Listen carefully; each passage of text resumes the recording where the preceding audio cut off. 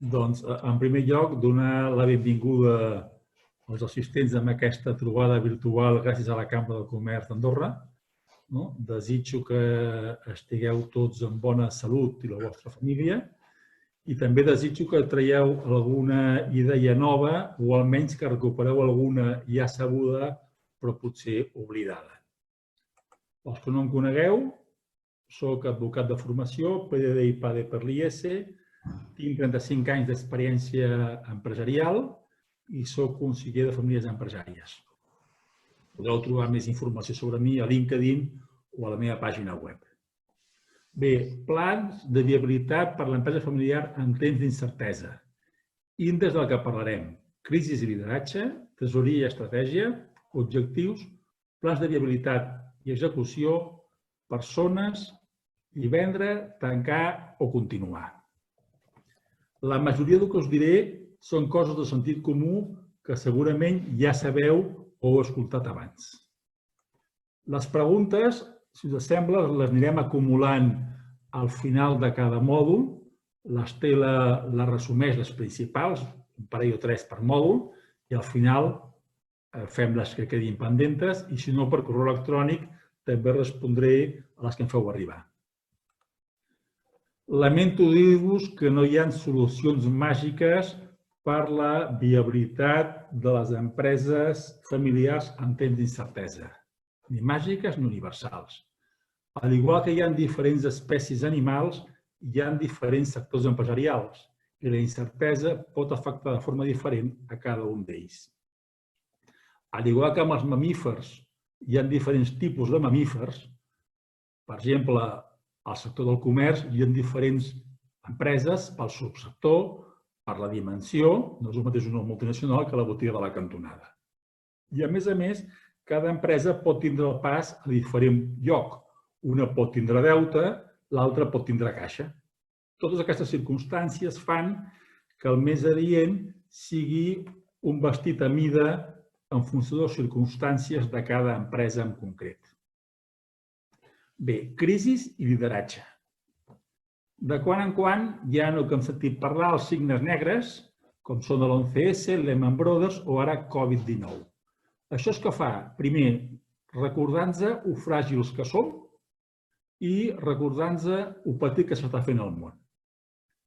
En aquestes situacions, tots convé que tinguem punts de referència que ens serveixin precisament per això, els patins de referència de com actuar i què tindre en compte. A més, aquestes situacions ens permeten demostrar qui som com a empresa, com a família i com a persones. Bé, la situació actual té poc a veure amb la gran recessió del 2008, no només per les seves causes, sinó perquè, a més, llavors teníem Blackberries, per exemple, i ara tenim smartphones. I això sembla que no, però canvia molt com reaccionem. Per exemple, Amazon cotitzava a $70 i ara cotitza a 2.000 i pico. Per tant, el món és força diferent que fa tan pocs anys. Bé, de quan en quan, sigui per crisis o per diferents circumstàncies, hi ha líders que deixen de ser-ho, apareixen nous líders, potser amb nous negocis, i també hi ha empreses que són capaces de reinventar-se. El que és cert és que quan baixa la marea, quan baixa l'economia, es veu qui es banya despullat. Diuen que la paraula crisi en xinès es representa amb dos pictogrames, això segur que ho heu escoltat ja. El primer vol dir perill, el segon oportunitat. Per tant, tinguem en compte les dues versions, perill i oportunitat. Diuen que estàvem ja en un entorn VUCA, volàtil, incert, complex, ambigu, l'internet, l'online, la impressió 3D, la robòtica, la realitat virtual, tot això d'aquí estava canviant molt el món. Doncs bé, si no volies caldo, té dues tasses. Ara apareix, a més, Covid-19. I això es pot fer que moltes famílies empresàries es trobin com peix fora de l'aigua. Important en aquesta situació recordar que hi ha diferents tipus de lideratge i no són ni millors ni pitjors, sinó diferents, més adequats o menys per una persona i per una situació. No és el mateix combatre un incendi que travessar el desert o que planificar un viatge a la Lluna. Requereixen diferent tipus de lideratge. Una situació d'incertesa requereix que el líder no s'amagui, que sigui positiu, que mantingui la calma i que de quan en quan desconnecti, per no perdre la visió i per recuperar forces. Convé que, a més, estableixi un diàleg empàtic, que observi què està fent la competència, què passa al sector, què passa a altres sectors, què passa a altres països. Que il·lumini la ruta, amb les curtes i amb les llargues, mirant poc pel retrovisor. I que sigui potser creatiu. Ha d'establir prioritats, ha de prendre decisions i ha de gestionar temps. I ha de crear equips per fer front a la incertesa i al món posterior. És important recordar que Cèsar, quan arribava a Roma triomfant, un esclau li deia a cau d'orella: recorda que ets humà. Per tant, el líder ha de recordar que és humà. I el líder és important que tingui algú que li faci d'advocat del diable, que posi en dubte les seves assumpcions, que posi en dubte les seves decisions abans de comunicar-les. Bé, no sempre podem escollir el que succeeix, però el que sí que podem escollir sempre és com reaccionem davant dels aconteixements. La majoria d'empreses, a tots els països, són familiars.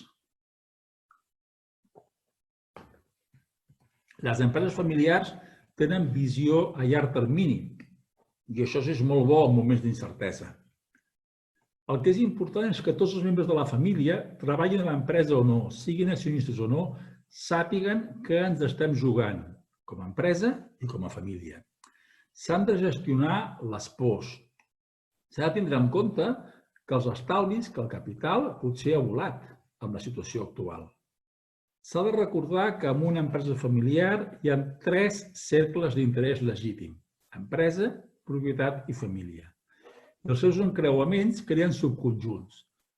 I, per exemple, un familiar que treballa a l'empresa i és accionista, potser no ho veu com un familiar que no treballa a l'empresa i és accionista. I aquestes diferents visions, en moments d'incertesa, és important que la família parli i que unifiqui visions, perquè potser es tenen que prendre decisions importants respecte a qüestions com poden ser deute, repartiment de beneficis o aprofitament d'oportunitats. Sant Ignacio de Loyola va dir que en temps de tribulació no s'ha de fer mudança. Degut a això, no perquè ho digués Sant Ignacio de Loyola, sinó degut al fet que en moments de crisi anem a segur, al conegut, a la gran recessió del 2008-13 ja es va retardar el procés de relleu a moltes empreses familiars i ara pot tornar a succeir el mateix i això es pot fer que amb alguns se'ls hi passi l'arròs. Bé, el que és important és que la família empresària recordi que hi ha una sèrie de normes bastant universals, independents del sector. En aquest moment jo recordaria aquestes, que el substantiu és empresa, familiar és l'adjectiu, que el que és bo per l'empresa, a la llarga, és bo per la família, que continuar és una opció, no una obligació, i que no s'ha de posar diner bo sobre negoci dolent. No sé, Estela, si en aquesta fase inicial tenim alguna pregunta. De moment no, Jordi. No? Doncs anem avançant, les acompanem al final. Jo també les deixo així perquè així puc agafar aire. Tresoreria i estratègia. Bé, això ja ho haureu escoltat, cash is king. Es pot sobreviure amb pèrdues, mai sense diners. I mentre hi ha caixa, hi ha esperança. Per tant, ens tenim que plantejar, segurament ja ho hem fet, però per quants dies tenim tresoreria sense ingressos? Probablement convé que fem una previsió de tresoreria setmanal a 6 mesos vista. I és important que revisem la previsió. En primer lloc, perquè poden haver molt fàcilment un error en una fulla de càlcul. És molt fàcil. I en segon lloc, perquè s'ha de comprovar de pròpia mà que els saldos i les disposicions de crèdits coincideixen amb la realitat. És a dir, que la realitat coincideix amb la previsió. Potser també convé revisar si tenim els diners en una compta segura, és a dir, en una entitat amb la qual no tinguem deute. Els ingressos. És possible que en molts sectors la venda estigui baixant. És possible que la morositat pugi. Què podem fer al respecte?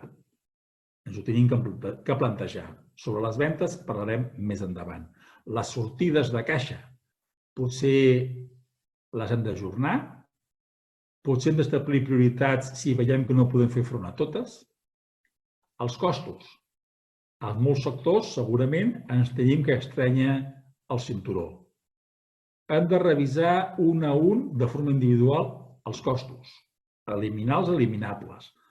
Els no eliminables realment són imprescindibles? Si ho són, com els podem retallar? El personal pot ser el principal cost. Recordem que el personal no està al balanç, però pot ser el principal actiu i passiu d'una empresa. És important recordar que tot és negociable. Les existències, quan i com les convertirem en caixa?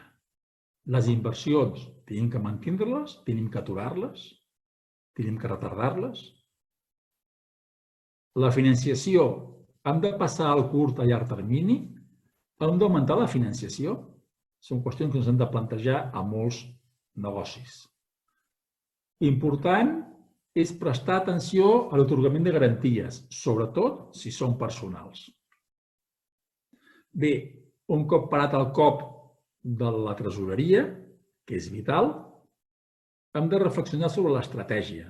L'estratègia és important perquè serveix de brúixola per unificar accions.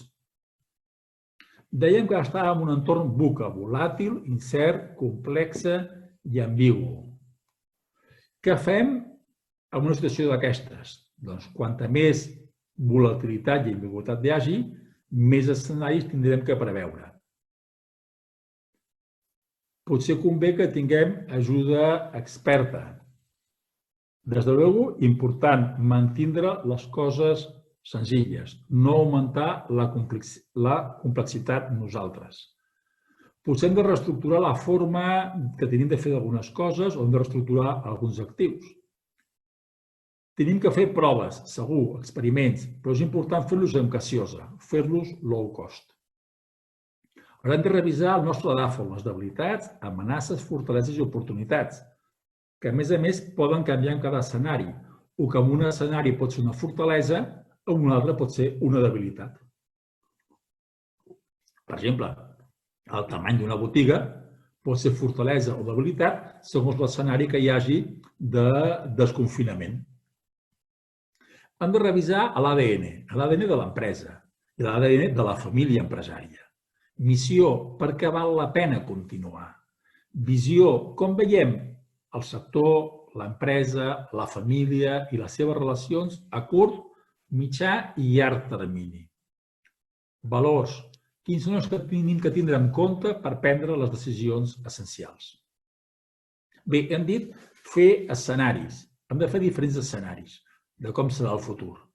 No és el mateix el Pol Nord que el desert. Els escenaris es basen en hipòtesis externes, és a dir, l'escenari no el determinem nosaltres, ens ve imposat. Quan hi haurà una vacuna, quan durarà la pandèmia, quins seran els tipus d'interès, quina serà la taxa d'atur, com actuaran els consumidors. Això no ho determinem nosaltres. Nosaltres posarem elements de l'escenari i actuarem a l'escenari, però l'escenari es ve determinat externament. Hem de preveure 3 escenaris, optimista, probable i pessimista.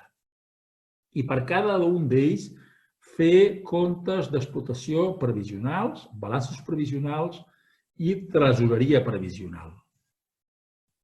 I a més, hem de fer un escenari 20% pitjor del pessimista i un escenari terminal, perquè Covid-19 ens demostra que ho impossible, que ho indesitjable, és possible.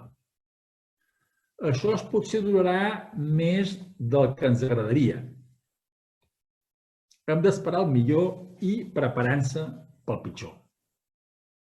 Davant de cada escenari tenim diferents estratègies. Hem d'analitzar-les. Han de potser sortir del marc mental que ens limita. Han de ser creatius.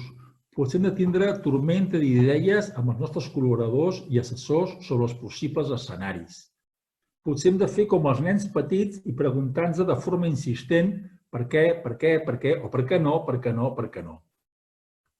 Bé, amb cada estratègia, i sobretot amb la que escollim, és molt important tindre clar els factors d'èxit i les possibles causes de fracàs. I és important assegurar-nos que disposarem dels recursos necessaris per portar a terme l'estratègia amb èxit. Si l'estratègia és continuar, potser hem de recordar la paradoxa del gatto pardo. Tot ha de canviar perquè res canviï. És a dir, si volem mantenir l'empresa, potser hem de canviar moltes coses. Potser hem de redefinir el nostre model de negoci. Han de ser investigadors. Què està fent la competència? Què passa a altres països? Què passa a altres sectors? Han de ser creatius. Què passaria si, per què no, és un bon moment, per què? Quin és el millor ús que podem fer dels nostres actius, de les instal·lacions, maquinari, inventaris, personal, relacions? Tot això d'aquí ens ajuda a definir els escenaris. Alguna pregunta? Estela, fins aquí? De moment no hi ha cap pregunta. No. Confio que els assistents no s'hagin dormit. Molt bé. Les acumulem pel final. Bé, objectius i execució. Hem parlat de tresoreria, hem parlat d'estratègia, ara ens toca fixar o revisar els objectius. Els objectius han de ser concrets, mesurables, exigents i realistes. I per cada objectiu s'han d'establir els plans d'acció corresponents. I els plans requereixen responsables, calendari, fites i mitjans. Els plans tenen que ser eficients i tenen que estar ben dissenyats, però sobretot tenen que ser eficaços, és a dir, han d'aconseguir resultats a un cost assumible. Hem de recordar la llei de Murphy. Si algú pot sortir malament, sortirà malament. La torrada sempre cau pel costat de la marmelada. Per tant, convé que tinguem extintors i que sapiguem on estan. Segurament un dels objectius de tota empresa és augmentar o recuperar rendibilitat o abans possible. Com que de les despeses ja hem parlat abans amb la gestió de tresoreria, anem a parlar una miqueta de les vendes, dels ingressos ordinaris. Si no ho han fet, que segurament que sí, però per si de cas recordem-ho, el primer és contactar amb els clients. Com estan, quins plans tenen i de pas que confirmin les comandes. Bé, dir que hem d'augmentar ventes és molt fàcil, però els que hem estat sobre el terreny sabem que s'ha de lluitar a mort amb la competència del sector i d'uns altres sectors també a vegades. Bé, l'objectiu és vendes, però no podem actuar sobre les vendes directament. Tenim que fer-ho a través de diferents variables instrumentals. Quines són? Visites, percentatge de tancament, línies per comanda, unitats per línia i preu unitari. Per posar un exemple, la gent que passa per davant de la terrassa d'un bar pot seure o no. El que seu pot demanar una cervesa o dues, amb entrepà o sense. I l'entrepà pot ser de jabugo o de bacon. Cada una d'aquestes combinacions ens donarà unes vendes diferents. Però bé, sobre les variables instrumentals tampoc podem actuar directament. Tenim que fer-ho a través de palanques. Palanques, per exemple, amb visites podem augmentar-les amb publicitat o amb el nombre de venedors que visita o truca als clients. El percentatge de tancament el podem augmentar a base de formació, de sistema retributiu, de millors ofertes, per exemple, etc. El que és important és ser creatiu amb la determinació de les palanques i amb la seva configuració. És importantíssim saber què està fent la competència, què s'està fent a altres sectors, a altres països. És important no mirar massa pel retrovisor, perquè si el futur ha canviat, mirar enrere no serveix de gaire per decidir. I s'ha de fer calendari i pressupost de cada una de les palanques. Potser hem de revisar el procés de decisió de compra dels nostres clients.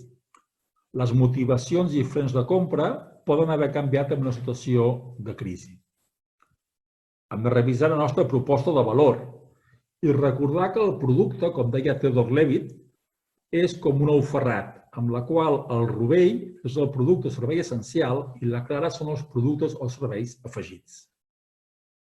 Bé, plans d'acció i estratègia. El paper ho aguanta tot i les fulles de càlcul encara més.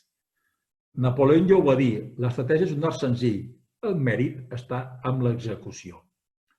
I el principal factor del fracàs dels plans d'acció és el no seguiment. De forma periòdica prefixada s'ha de fer seguiment dels plans d'acció, del compliment de les fites i calendaris. I en cas de desviacions s'ha d'actuar amb les eines oportunes. Quan hi ha imprevistos, l'important és saber reaccionar, tindre pulmó per aguantar, ser capaç de reorganitzar la ment, tindre que cal tindre i, a més, una miqueta de sort. Algú s'ha animat, Estela, a fer alguna pregunta fins aquí? No, de moment cap pregunta. Tots estem escoltant molt atentament. Ostres, estic preocupat, Bueno. Persones. Anem a parlar una miqueta de les persones. En qualsevol pla de viabilitat i en qualsevol empresa, les persones solen ser un element essencial. Parlar de les persones és molt fàcil. Donar blat és una altra qüestió. Això s'ha de tindre en compte. Les persones no figuren al balanç i poden ser el principal actiu i el principal passiu. Amb les persones és molt fàcil de dir i molt més difícil de fer. És essencial establir comunicació empàtica. És a dir, ser capaços de posar-nos al seu lloc, d'entendre els seus interessos, d'entendre el seu punt de vista. Hem de recordar que totes les persones tenim, nosaltres també, sentiments i que aquests potser formen part de la realitat que no es veu. A més, poden haver agendes ocultes. Poden haver diferents punts de vista, tots ells legítims i certs i vàlids. Respecte a les persones, convé recordar la piràmide de Maslow. I en una situació d'inseguretat, d'incertesa, les motivacions fisiològiques i de seguretat poden guanyar pes. Covid-19 ha suposat un gran satruc, una gran crisi, i per tant un procés de dol a nivell social ho està sent i també ho pot ser, lamentablement, en ocasions a nivell personal. Hem de saber en quin moment del procés estem per actuar en conseqüència. Respecte a les persones, recordar el principi del galliner. La merda acaba a sobre dels de sota. I això ens oblidem masses vegades. Recordem que hi ha diferents tipus de lideratge, que no és el mateix gestionar el paradís que l'infern. Que el líder ha de ser visible, ha de ser positiu, ha de mantenir la calma i ha de comunicar de forma empàtica, freqüent, breu, clara i real. Per què? Perquè la comunicació és el principal oli per a l'engranatge de les relacions. Segurament, respecte a les persones, hem d'establir prioritats. La primera, la seguretat de les persones, la sanitat. La segona, en molts casos, segurament és teletreball. I per què no, en alguns casos, també la formació pot ser una prioritat. El problema no és formar un col·laborador i que se'n vagi, sinó no formar-lo i que es quedi. I els moments de confinament poden ser bons per aprofitar per fer formació. Bé, contractar personal és una gran alegria. Acomiadar-lo és més trist. Però a vegades ser empresari vol dir tindre que prendre decisions entre alternatives a quina pitjor. Poden aparèixer els sindicats i potser no estem acostumats a les seves formes. En una situació d'incertesa, l'actitud de les persones és un element essencial. Els bons professionals ho són sempre, i amb la incertesa encara més. I que menys t'esperes et pot donar una punyalada tripera. L'èxit sol ser fruit del treball amb equip. Hem de procurar que l'equip no sigui aquest, sinó com aquest, de perfils complementaris, que treballi de forma coordinada. Recordem que els miracles els fan a Lourdes, i no sempre. Normalment recollim el que sembrem, i en relació a les persones, encara més. Continuem, Estela? Continuem. Continuem. Bueno, si acabem bé, lo bueno, si breve, 2 veces bueno. Y si malo, mucho más. Vinga, vendre... Perdona, ens pregunta la Pilar què és una agenda oculta. Una agenda oculta? Doncs allò que no diem. No? Per exemple, jo puc estar parlant amb una persona negociant, manifestar un objectiu visible i el meu objectiu ocult pot ser un altre. No sé si amb això responc a la Pilar. Què et sembla, Estela? Queda clar amb això? Sí, la respons molt bé. Sí. Doncs Endavant. continuem. Vendre, tancar o continuar? Perdó, aquesta és una pregunta que s'ha de plantejar tota família empresària com mínim un cop a cada generació, al planificar el relleu. I és possible que aquesta pregunta estigui a sobre de la taula a més d'una família empresària en aquest moment, al definir el pla de viabilitat. Val la pena, no val la pena? Bé, per contestar aquesta pregunta hem de contestar una sèrie de subpreguntes. Primera, el negoci té futur? És atractiu? Hi ha voluntat de continuar endavant? Hi ha capacitat? En cas negatiu, potser ens hem de plantejar si no és millor vendre'l. Quin és el problema? Si el volem vendre. O quin pot ser el problema en molts sectors? Que potser no ens paguen ara el que voldríem o que el calendari del comprador i venedor poden no ser coincidents. Bé, i quan val l'empresa? Aquesta és una pregunta que tothom es fa. Vulgui vendre o no. Quan val l'empresa? Si cotitza en borsa és molt fàcil, però la majoria d'empreses familiars no cotitzen en borsa. Hi ha diferents sistemes tècnics de calcular el valor d'una empresa, 30 i pico. Per tant, no és que n'hi hagi dos, n'hi ha 30 i pico. La qüestió de valoració es pot complicar o simplificar si hi ha economia submergida. Bé, però Francisco de Quevedo ja ho va dir, solo el necio confunde valor i precio. És a dir, el preu és fruit d'una negociació i en aquests moments el venedor, en alguns sectors, pot estar en posició poc negociadora o dèbil per negociar. De tots modos, si volem vendre, quan més drap vagi l'empresa, millor. Quan més alts siguin els beneficis i les ventes, millor preu obtindrem. Per tant, el que es tracta és de vestir el millor possible a l'empresa. Hem de revisar el balanç, la contraresultats, quin aspecte tenen, com podem millorar-lo. Hem de tindre plans de viabilitat atractius i creïbles.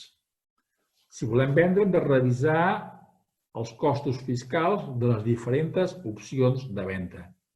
I qui ens compra? Qui ens pot comprar l'empresa?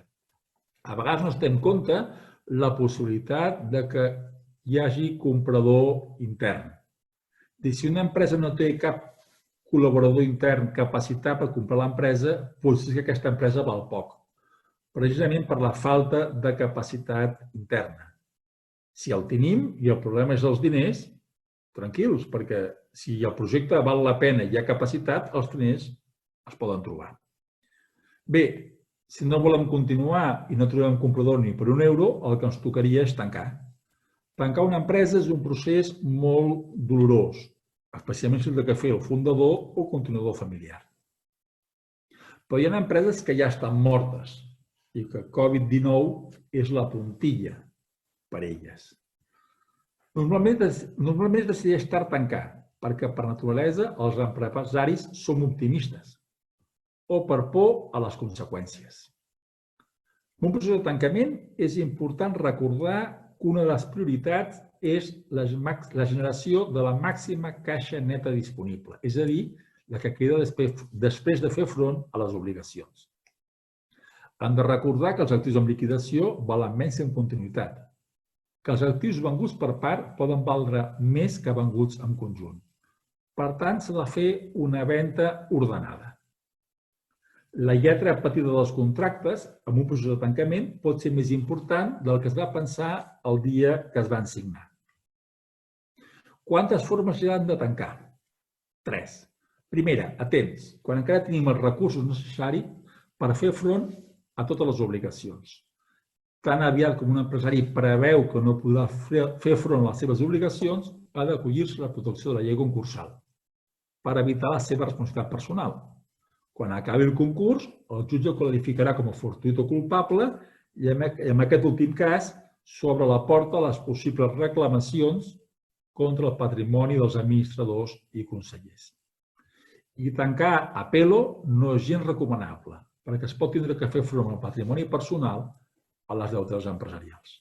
Bé, en qualsevol forma de tancament, una recomanació és tindre assessorament professional expert, que potser no és el de sempre, al igual que el metge de capçalera, no sol ser qui ens fa una operació a cor obert. Tancar una empresa no vol dir necessàriament que el negoci mori. Podem fer venda d'unitats productives i que aquestes continuïn en mans d'una altra persona. Tenim també el tema de l'aixecament del vel, pel qual un jutge declara que el patrimoni personal respon de les deutes empresarials encara que no hi hagi mala fe. Bé, les empreses com les persones tenen un cicle de vida. La diferència és que les empreses poden reinventar-se i tornar a néixer, com han fet algunes, i si caus, el més important és aixecar-se amb esperit positiu per continuar endavant amb els nous reptes que ens presenti la vida. Hem parlat en aquests últims minuts de vendre, de tancar, però vull recordar que principalment hem parlat de continuar. L'objectiu i com s'han centrat és com continuar. Per resumir, per continuar és important jugar bé les cartes. Hi ha un repòquer d'asos que tots tenim. Consisteix en allunyar-se dels catastrofistes, en apostar per les persones, en apuntar a la caixa i al marge, en aprofitar les oportunitats i en aprendre. Recordem que s'ha de tenir un lideratge adequat, que la família empresària té que estar unida, que s'ha de gestionar la tresoreria, que s'ha de revisar l'estratègia, s'han de revisar els objectius, s'han de revisar els plans d'accions, s'ha d'executar bé, tenint en compte a les persones. S'ha de ser capaç de reaccionar, s'ha de tindre pulmó, capacitat per organitzar la ment, tindre que cal tindre i, a més, una mica de sort sempre acompanya. Vinga, doncs jo fins aquí la mitja hora prevista i la resta, si voleu, preguntes i si no, temps que haurem guanyat tots. No et sento. Ara. Ara sí. Ara sí. Ens diu la Núria, em fa la sensació que parles d'empreses professionalitzades i és molt interessant. Què passa amb les empreses familiars de segona o tercera generació que potser ni són emprenedors ni tenen els coneixements perquè van heretar l'empresa i no estaven preparats? Que malgrat no tenir una estratègia definida ni posar-se objectius ni implementar mètriques d'acompliment ni invertir en talent, etc., poden estar tenint beneficis. Bé perquè són sector estratègic, bé perquè són una franquícia i no prenen les grans decisions de negoci, sinó més la gestió de la franquícia. Si ja estan acomodats a una dinàmica que va funcionant, com poder-los convèncer de la necessitat d'implementar tot això que proposes? Bé, intentaré... Núria, veritat, m'has dit que era? Núria, la Núria. Núria, molt bé. Núria, gràcies per la teva pregunta. Intentaré respondre a aquesta pregunta tan ampla. Primer, una empresa professional i una empresa familiar no són incompatibles. L'empresa familiar pot ser perfectament professional. Em planteges com una empresa que està funcionant, si està assentada, si funciona, potser no ha de fer canvis. És a dir, una cosa és que tinguem que plantejar si hem de fer canvis o no. Poden haver sectors, imaginem-nos una empresa del sector agroalimentari de producció, haurà de fer canvis, però estratègicament serà molt diferent que una empresa de venda de roba en una botiga. Al contrari, jo diria que la situació actual el que pot fer és desencadenar el procés de reflexió sobre coses que teníem en mente però les tenim aplaçades. Ara, de sobte, ha canviat i quasi segur que en molts sectors el futur no serà com el passat. De tots modos, al final som molt les persones qui decidim què fem i com reaccionem. Per això el lideratge és de les primeres qüestions. Si qui lidera l'empresa, si qui lidera la família empresària no es vol moure, doncs si no hi ha canvi de lideratge serà difícil. Em pregunten també com veu la situació al Principat d'Andorra, on l'empresa familiar és molt present al teixit empresarial del país. Vinga, jo diria que la peculiaritat d'Andorra no és que l'empresa familiar sigui molt important, que ho és, potser més que altres restos, però a Catalunya l'empresa familiar és el 80 i pico % de les empreses i el quasi 70% del PIB, sinó que potser a Andorra, més que siguin familiars, és que el sector comerç és molt alt i el financer potser també, hi ha poca producció industrial i per tant té una economia molt polaritzada, amb la qual té que fer un plantejament també, fàcil de dir, molt de país que acompanyi les empreses individuals. El Saúl ens diu, has comentat que les empreses haurien d'ajudar-se d'experts, però com fer-los veure que és una inversió i no despesa? I el mateix respecte a la formació. Com els hi podem fer veure a les empreses que és un moment perfecte per formar i desenvolupar els seus col·laboradors? Vinga, no hi ha pitjor cec que el que no vol veure. El cavall diuen que el pots portar a veure, però no el pots obligar a veure. Clar, no sé si que m'ho pregunta és un extern o si m'ho pregunta una persona que forma part d'una empresa familiar o d'una empresa. Com podem fer-ho veure? Doncs a base de repetir-ho, d'exemples i de recordar-ho. Però al final és un mateix que ha de tindre la inquietud i ho ha de veure. Ens diuen si els enviarem aquesta informació, aquestes presentacions, sí que els enviarem. I una altra pregunta, em diuen, familiarment, què hem de tenir en compte per iniciar un nou negoci en aquest moment? Què hem de tenir en compte? La voluntat de voler-lo iniciar, els motius per iniciar-los. Hauríem de fer el nostre DAFO com a família, quines debilitats tenim, quines fortaleses, perquè els negocis es construeixen sobre les fortaleses, no sobre les debilitats, veure oportunitats. I el món segur que ara està ple d'oportunitats. El problema està que les ulleres que portem potser no ens deixen veure. Que els que tenim uns anys i estem acostumats a unes coses, ens costa canviar, ens dona por. La incertesa, la inseguretat que té una persona de la meva edat, de 60 anys, o un de 30, les oportunitats és quasi fisiològic. Es veuen molt diferents en una edat o en una altra. Segurament hem d'escoltar molt a la següent generació, donar-li l'oportunitat.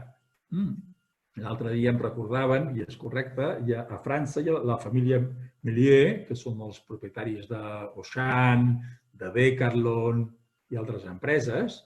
A tots els membres de la família que volen emprendre un negoci, tenen recursos, els donen una quantitat important, amb un requisit, que trobin la mateixa quantitat a fora de la família. És a dir, la família ha d'encoratjar a la segona generació a emprendre negoci amb el propi i amb uns altres, recolzant-los, però a més procurant que estigui testat que la idea és vàlida. I moltes vegades la diferència entre una família empresària i una empresa familiar és que l'empresa familiar és una empresa propietat d'una família, però una família empresària és capaç de vendre o tancar el negoci quan aquest deixa de tindre futur o quan val la pena fer-ho i emprendre un de nou. El Xavier ens diu, si saps que estàs en un sector que a no ser que hi hagi un canvi en la ment dels polítics, tant a nivell nacional com europeu, té data de caducitat, quins consells ens donaries per després de 27 anys fer un replantejament disruptiu que pugui ajudar que en 2 o 3 anys el 30 o 40% de la facturació pugui provindre d'un nou sector? A veure, diguéssim, si al sector jo no li veig futur, la recomanació és vendre'l a bon preu i en bones condicions. Si veig que el puc reconvertir, doncs el puc analitzar. Però si no el veig, el sector té caducitat, l'haig de vendre a bon preu i quanto antes mejor, entre cometes. L'altra cosa és com genero la nova oportunitat, com creo. Molt bé, haig de veure, és molt fàcil dir-ho, observar altres sectors, altres països, clients descontents, necessitats insatisfetes, altres mercats, perquè potser el meu sector, clar, depèn del sector, no? El meu sector amb el meu mercat no té futur, però el meu mercat emergent sí que el té. Haig d'analitzar aquestes coses, obrir un procés de creativitat, sortir del marc mental, escoltar molt i observar molt. També ens diuen que això ho hauria d'implementar el nostre govern, el govern andorrà. Diu, les mesures preses són endeutar-se més, tant en les arques de l'Estat així com en el teixit empresarial. A Andorra depenem del turisme i mentre les fronteres estan tancades, potser s'haurien d'ajustar més les despeses de govern i donar empenta al teixit empresarial.